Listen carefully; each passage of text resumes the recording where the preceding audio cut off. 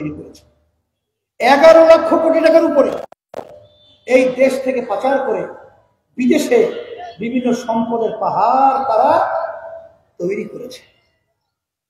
আজকে বাংলাদেশের প্রতিটা মানুষ প্রত্যেকের মাথা পিছু প্রায় 1.5 লক্ষের টাকার মতো 1.5 লক্ষ টাকার মতো আমরা প্রতিটা বাংলাদেশের জনগণ আজকে বিদেশের কাছে ঋণী। টিআইবি একটা সংস্থা 100 এমপি মন্ত্রীদের ভিতরে জরিপ করছিল, তদন্ত করছিল। তারা তদন্ত করে রিপোর্ট পেশ করেছে 197 জনের মতো এমপি মন্ত্রী চোর, দুর্নীতিগ্রস্ত।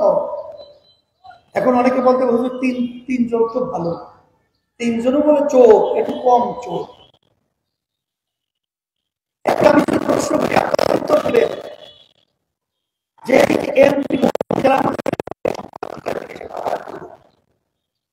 অভাবী চোর না স্বভাবী চোর?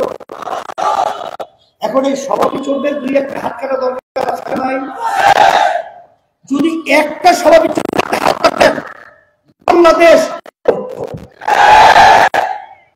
দরকার নাই থাকা।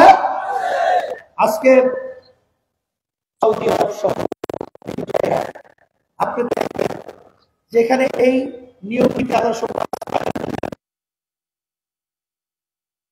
আচ্ছা যুগ যুগ ধরে একটা চোরের কি হাত কাটার ইতিহাস সৌদি আরবে আছে? কথা বলেন আছে? তাই তো, তাহলে আইন তো থাকতে হবে, কথা ঠিক না? যাই হোক, আমি যে কথা বলছিলাম আসলে সমাজতন্ত্রের মাধ্যমে শান্তি আসে নাই। লেনিন, কার্ল মার্কস, মাও সেতুং, লেনিনের মূর্তি ক্যারেনের মাধ্যমে উঠিয়ে বঙ্গোপসাগরে বিকৃত করা হয়েছে। এর মাধ্যমে শান্তি আসতে পারে? গণতন্ত্রের মাধ্যমে শান্তি আসতে পারে?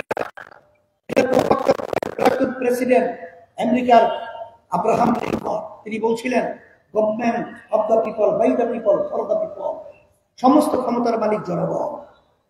এই নীতি আদর্শ বিএনপি লালন করে, জাতীয় পার্টিও করত, আওয়ামী লীগও করত, সাথে আবার জড়াই ছিল ধর্মনিরপেক্ষতা। তাম বিশ্বের ভিতরে সবচেয়ে বড় অশান্তি আমি বলবো সেটা আমেরিকায়।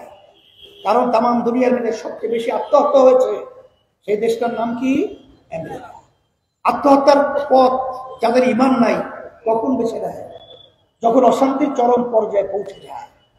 তাহলে সবচেয়ে বেশি আত্মহত্যা যেই দেশে হলো, তাহলে ওই দেশে নীতি আদর্শ শান্তি আসলো? বরঞ্চ ওদের নীতি আদর্শের মাধ্যমে আজকে তাম দুনিয়ার মধ্যে অশান্তির আগুন ধাউ ধাউ করে জ্বালাচ্ছে।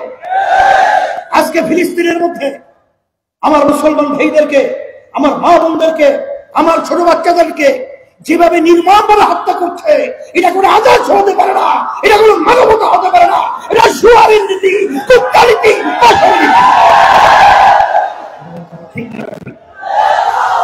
এই নীতি আদর্শের মাধ্যমে কখনই শান্তি আসতে পারে? পাশের রাষ্ট্র ভারত ধর্মনিরপেক্ষতাবাদ, তারা বলে যার যার ধর্ম সে পালন করবে। আসলে এটা কি ব্যাখ্যা সঠিক না এটা ভুল ব্যাখ্যা? নিরপেক্ষ শব্দের অর্থ আসলে কোন মানুষ কি নিরপেক্ষ হয়?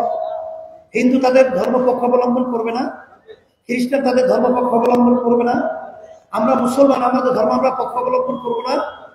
এই কখনই বুঝদার কেউ নিরপেক্ষ হবে না।